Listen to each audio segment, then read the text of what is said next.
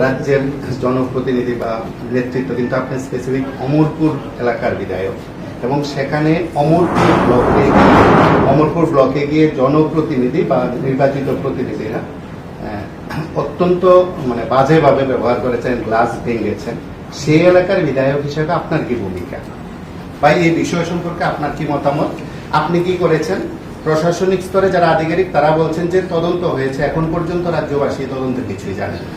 দেখেন, এই বিষয়ে পরিষ্কারভাবে যে হোক, এবার এমএলএ হোক, জনপ্রতিনিধি হোক, আমাদের দপ্তরের মাননীয় মন্ত্রী যিনি কিশোর বর্মন মহাশয় পরিষ্কারভাবে এটি বলেছেন যে কোন ঘটনার পরিপ্রেক্ষিতে কি হয়েছে, সঙ্গে সঙ্গে এদের বিরুদ্ধে যারা ঘটনা করেছে তার বিরুদ্ধে কেস দেওয়া হয়েছে, সেগুলো এখনো তদন্ত চলছে এবং পুলিশ তার ইনভেস্টিগেটর করার পরে সেগুলোকে আপনার তুলে ধরা হবে। আজকে যদি এমন হতো যে সরকার তার বিরুদ্ধে কোনো ব্যবস্থা নেয়নি, যেহেতু আইনের বিষয়বস্তু রয়েছে সেগুলা সেখানে দেখা হবে। মাননীয় মন্ত্রী মহাশয় পরিষ্কারভাবে একটা আপনারাও শুনেছেন। আপনি কি ঘটনাটি অন ক্যামেরায় এসছে, অনেকটা ভিডিওগ্রাফি হয়েছে, তারপরে কি পুলিশের কোনো দুর্বলতা দেখছেন যে এমন একটা ঘটনা একেবারে ভিডিওগ্রাফি স্পষ্ট সবকিছু রয়েছে, তো আসার কোনো প্রশ্ন থাকতে পারে না, তারপর পুলিশ কি নিরপেক্ষভাবে তদন্ত করছে বলে মনে করছেন? বা তদন্তে কি আপনি সন্তুষ্ট কিনা? এখন তো এটা তদন্ত চলছে, তদন্তের গতি তারা যেভাবে করছে, আমার যুদ্ধর যেখানে সবাইকে ডাকা হয়েছে তাদেরকে নিয়েছে, যেখানে যেখানে যে ঘটনাটা ঘটেছে সেই ঘটনাটা পুরাটা তারা পুঙ্খানুপুঙ্খভাবে সিদ্ধ করেছে। স্যার, গতকালকে সাংবাদিক সম্মেলন করে সুদীপ রায় বর্মন সরাসরি না হলো কিছুটা মুখ্যমন্ত্রীর উদ্দেশ্যে বলেছেন যে এই যে দিদি যে ঘটনাটা হয়েছে এর আগে ওনাকে অপমান করা হয়েছে ওনার অফিসে, এবং সেটা সরাসরি কিছুটা মুখ্যমন্ত্রীর দিকে উনি তাক লাগিয়ে কথাটা বলেছেন। তো দিদিকে অপমান করা, তার ক্ষেত্রে উনি অপমানিত হয়ে আত্মহত্যা করা, সেই প্রক্রিয়াটা একদম সরাসরি মুখ্যমন্ত্রীর উপর দিয়ে নিয়ে গেছে। কি বলবেন তাই এই কথাটা?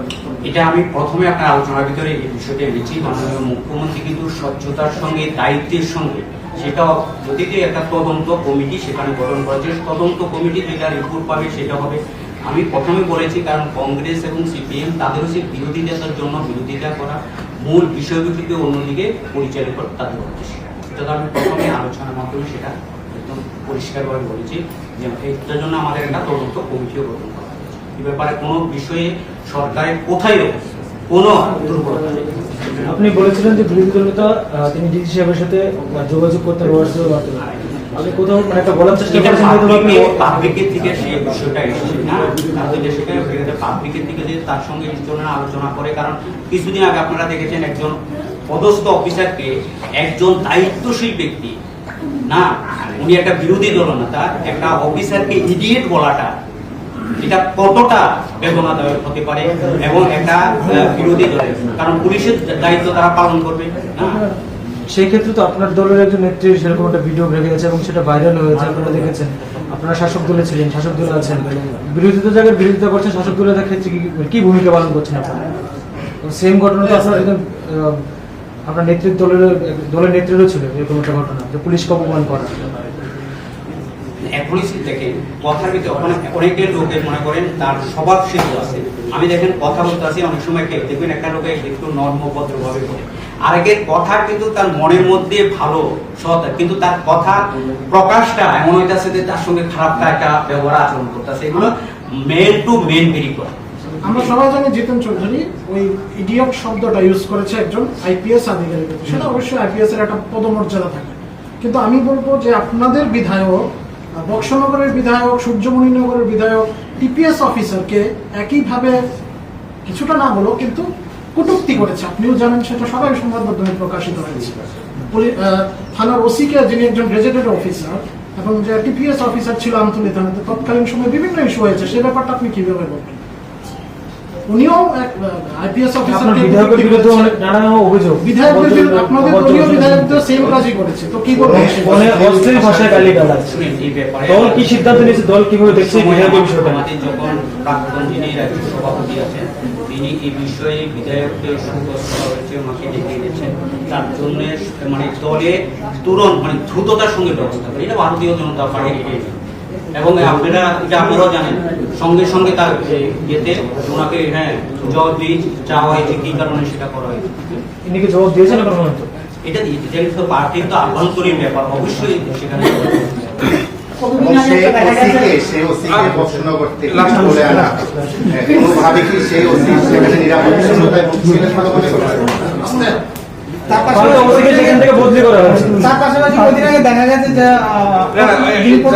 উনি একজন আইপিএস অফিসারকে বিভিন্ন ধরনের উক্তি করেছে এবং এইটা নিয়েও কি ব্যবস্থা হয়েছে? কোশ্চেনটা কেন করো?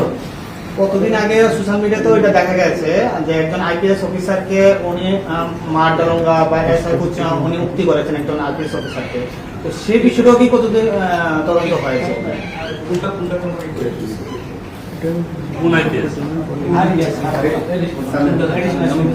সেটা আমার একটি প্রশ্ন, আপনারা জানেন মহানির্দেশকের মৃত্যু হয়েছে, পুলিশ মহানির্দেশকের মৃত্যু ঘটেছে। কাল সুদীপ বাবু একটি প্রশ্ন করেছেন যে ওই মৃত্যুর ঘটনায় প্রপার ভিডিও ফুটেজ এবং ভিডিওগ্রাফি করা হয়েছে কিনা, এবং যদি যদি ওনার মৃত্যু স্বাভাবিক হয়ে থাকে তাহলে জনসম্পর্কে এগুলো বেরোচ্ছে কিনা তা নিয়ে আপনার কি বক্তব্য? দেখুন, এটা হচ্ছে একটা প্রপার হাইলি মানে নিরাপত্তা জোন। এগুলো তো ধরুন যারা অফিসার তারা সেগুলো অলরেডি সেগুলো তো চলছে না, সেগুলো পাওয়া যায়। এগুলো কিন্তু সরকার কোনো ব্যাপারে কোনো খামতিনে পরিষ্কারভাবে ক্রাইম ব্রাঞ্চের উপরে পুরোটা ছেড়ে দেওয়া হয়েছে। এবং আপনারা দেখছেন বাইরে থেকে আমরা ফরেন্সিক যারা আছে তারাও আসা হয়েছে। ধন্যবাদ। ঠিক আছে, ধন্যবাদ সবাইকে অনেক অনেক ধন্যবাদ।